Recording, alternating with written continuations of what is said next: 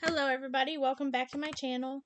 Today we're going to do a block that is called X's. No, it's called the letter X.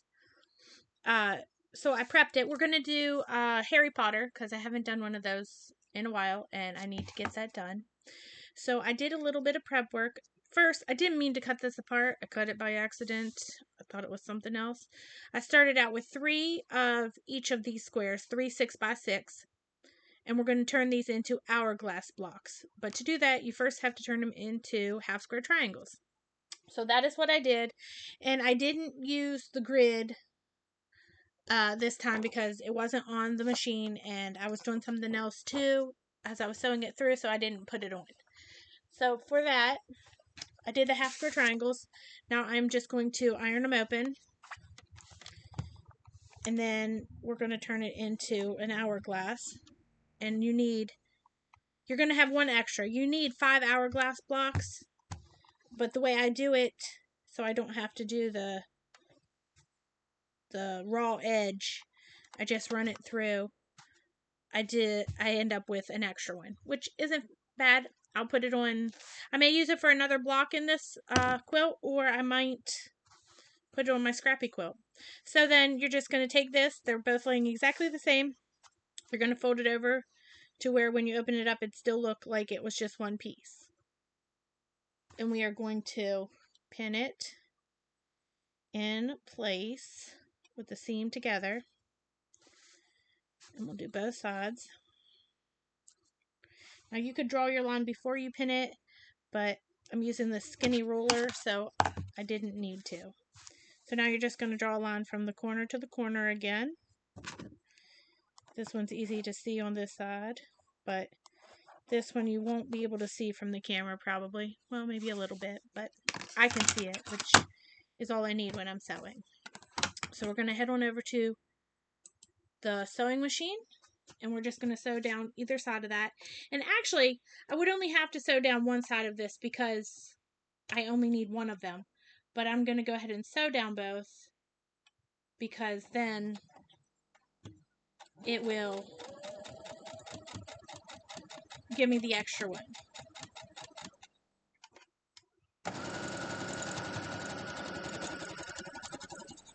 Got a little crooked there. Also, I just saw my microphone's not working, so you're not hearing anything I'm saying probably.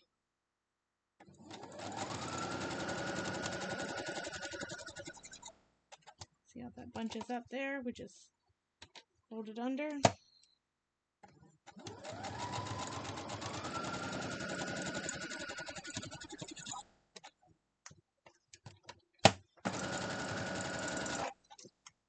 Alright, since you're not hearing me, I'm going to have to do something here. Oh, there you can hear me. Maybe you just can't hear me with that on there. Oh, no, there it is. So, well, you get what you get, guys. It went a little crooked on me there, but I just won't use that piece. I'll use the other side. So move that out of the way just for a minute. I'll use the skinny one. Ooh, that was loud. Probably heard that. We'll just line it up corner to corner. I'm going to use this one since there's more over there. We'll lay that one to the side. We do not need it. We do need to iron it open though.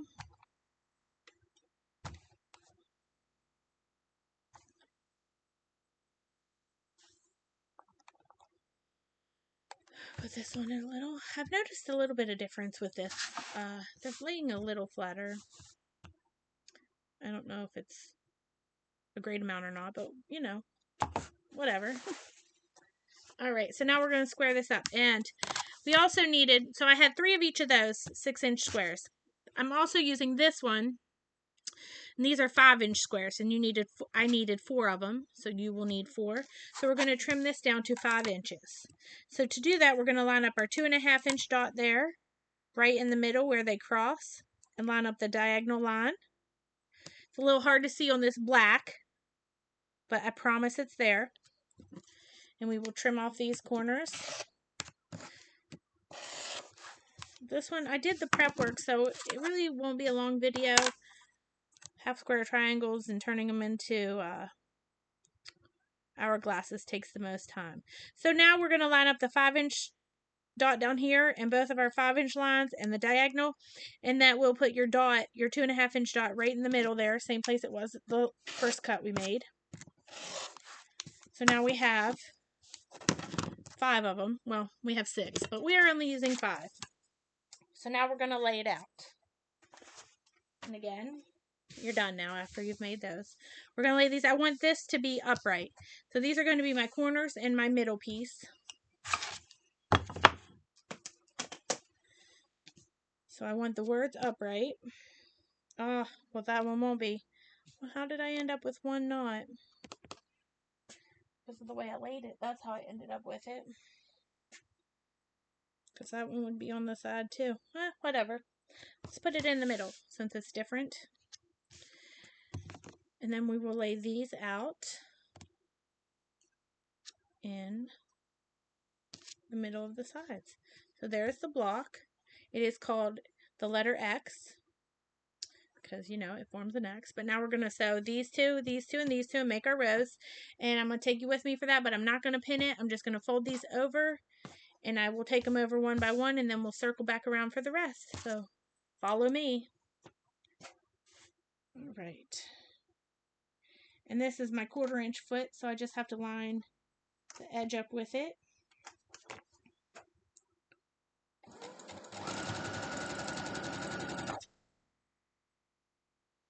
As best you can.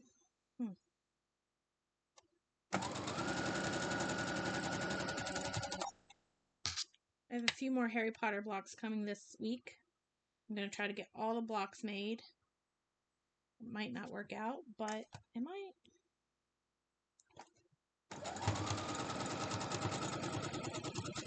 I think I have 5 more to make. Yeah, I think so. Well, 4 more after this one, I guess. That one didn't line up very well. It'll be alright. Yeah, 4 more after this one, which I already have them planned out, so hopefully this week I can get them all done. So I'm going to cut the first one off, and I'm going to do these one at a time so they don't get mixed up. I'm going to cut the first one off. I went over and got my other block in my top row. I'm just going to line it up. And, well, sew it down through.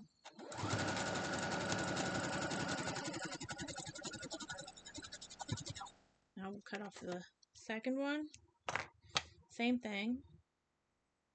So the X was in the middle on that one. You just have to make sure you add it to the right side. If you're not comfortable here, pin. There's no shame in pinning. I used to pin everything. Now I risk it a little bit on some of these. But the longer pieces I will pin. And cut our third one. And we'll open it up and lay this one on there.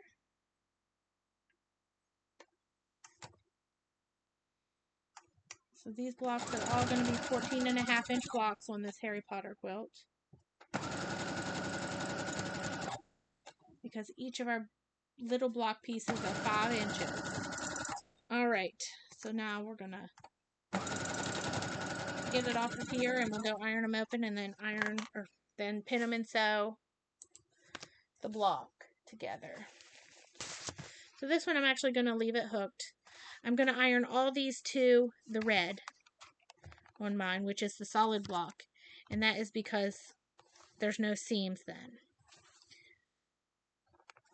Now, I could cut it and really wouldn't be a big deal. But I want to leave it because then it won't get out of order because I sewed it. I've sewn it in order.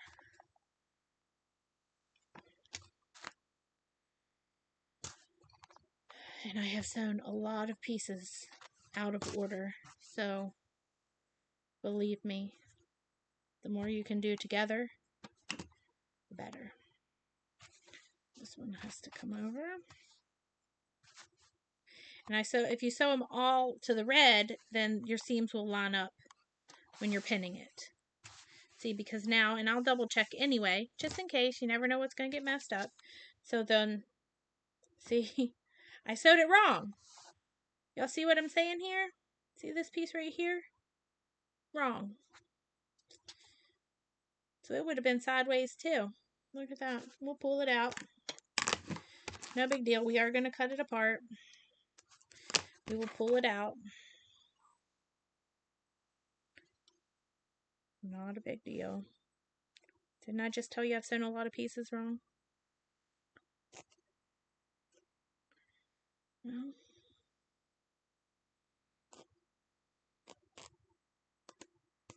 There we go. Now we'll just get these out. No big deal. We're going to sew it like this. So I guess 3 of them are going to be right and these 2 are going to be sideways. Again, my son's never going to notice. If you're picky about it, I suggest you line it up beforehand because I don't know what else to tell you. Let's iron that back flat so it will lay flat when I'm pinning it here. Or sewing it rather.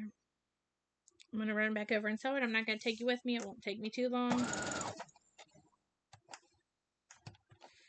Just take me a minute. But actually, I am going to go ahead and pin this one. I'll take you with me for it. But we're going to go ahead and pin it. If there's seams, always pin. I suggest always pin if there are seams. You might get them to line up without pinning, but you must be a wizard because I can't. That one's a little bit longer. I'm not going to worry about it. Let's pin at the end here. We'll go sew it up. See, I told you, sometimes they just go wrong. There is no shame. No judgment here. We're all learning.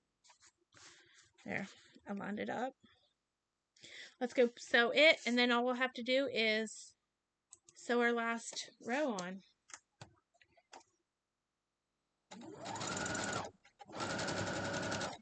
There we go.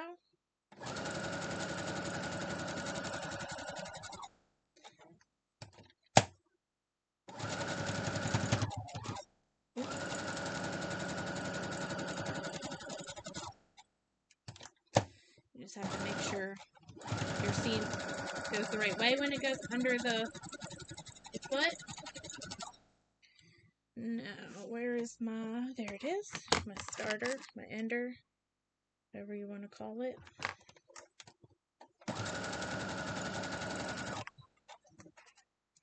Alright, let's head back over. So my watch is coming apart, actually. You guys see this? Holes in it. I'm going to do another one, but I'm going to add a layer of interfacing. Let me know if you want a video on that. It's pretty much the same thing, just it will have interfacing is the only difference. See, that one's a little bit shorter. So we're just going to iron it open. Again, I'm going to iron it to the bottom because the bottom will have the 2 solid red pieces. So it will have less seams. Well, that's the middle. Never mind. But okay. So now, double check again. We have our Deathly Hallows going up and down on all of them. So now we'll just fold this over and pin it. And just one more stitch, one more seam, one more line, whatever you want to call it, and the block is done. And we only have 4 more to go for this one. Exciting, right? I'm going to sew the back of the other quilt. This one is going to be Quilt As You Go. So these are all going to be, I wanted to do, me personally, I wanted to do bigger Harry Potter blocks on the back. So it was reversible and it was all Harry Potter. My son, however, wants gray and black alternating on the back. So these are going to be Quilt As You Go, and then I'm going to hook the blocks together.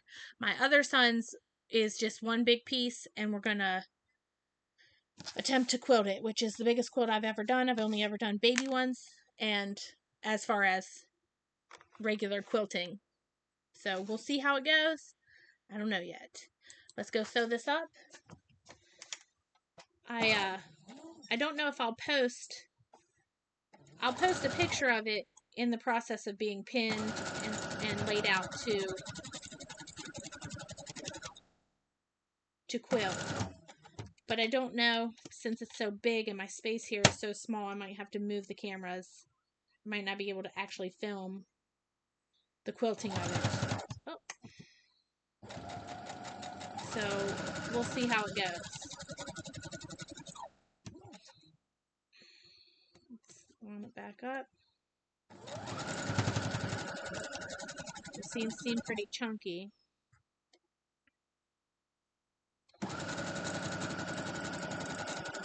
Right. Let's just cut it off there. Let's head back over. Wrong one. There we go. Do you like watching me sew? Or I could pause it if you guys didn't. See that right there? It's okay. We'll just... I'll fix it. I'll pull it out and fix it, but you guys don't want to see that. I don't know, you might. Alright. That one was the thick one right there. Let's lay that on it, see if it'll help. Like this one. So, all these blocks are different, except for I did duplicate one because I wanted to use all the colors. But to be quite honest now, I'm second guessing it because every other block is different. So I might redo that and maybe use this one for a pillow or something. Not this one. I'll show you. Let me grab them here. So this is the letter X. It's a 14.5-inch block. Let me know what you think. I hope you enjoyed the tutorial. I hope you make it and love it. And I'll show it to you when it's finished. But this one I want to show you now. So this one I made 2 of because I wanted all the colors in there. But now I don't know if I want to redo it. Like save one of these and maybe put another different one on there. But we'll see. We'll see. I'll let y'all know. But I will see you in the next video. You all have a great day.